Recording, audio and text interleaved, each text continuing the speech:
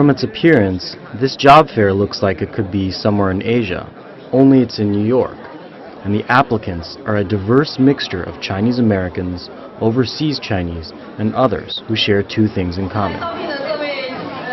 They all have backgrounds in finance, and they are all considering moving to China for work. I would be willing to go and spend some time living in China. I started working in finance and sell-side equity research. In January of this year, I got laid off when the economy started to take a turn for the worse. While I was in school, I did have some experience spending some time working in Shanghai. I think the current financial situation is definitely a factor in my decision making because the further layoff might come in my firm.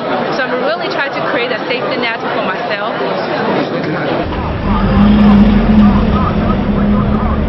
Back in Beijing, I met with Hong Chen, CEO of global investment bank, the Heine Group. He's busy sending out a memo to senior staff of his company, asking them to keep a lookout for foreign talent. In the last few weeks, we've already talked to quite a few people from Bear Stearns, from Merrill Lynch. We're more interested in people who are more senior, managing directors, executive directors, or VP level people who already have experience in Wall Street. Some people haven't waited for Chinese companies, but have traveled to China in search of jobs. About 75% of my work was in mergers and acquisitions, and worked for investment banking for 4 years in New York. And the layoff started the first quarter of 2008. I studied Chinese for 4 years. So I had the background in Chinese. I'm still new to Beijing. I am planning trips to Hong Kong and Shanghai to meet with recruiters and parts of my network. I've got two friends, they're former investment bankers, and they're out here doing something very similar. Yet despite recruiting efforts for foreign talent by Chinese financial firms, huge barriers still exist for foreigners looking to work in China. 女性的产品，比如说电子杂志叫《天下女人》。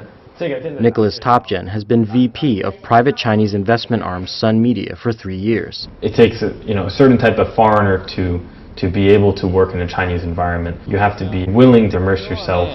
98% of communication is in Chinese. When we attend meetings, it'll be 15 Chinese colleagues and myself. So there is a requirement really to be able to follow discussions about business planning, business presentations in Chinese. Liz Abb left her job at Lehman Brothers in New York for a consulting firm in Beijing. It took me 2 months, I would say, to even be able to pronounce the name of my university. Like for somebody to tell me something in Chinese and for me to even really be able to hear it and repeat it, just because it's such a foreign language. Additionally, foreigners who land jobs in state-run Chinese finance companies will face a glass ceiling, as senior management of such companies are appointed by the personnel department of the Communist Party.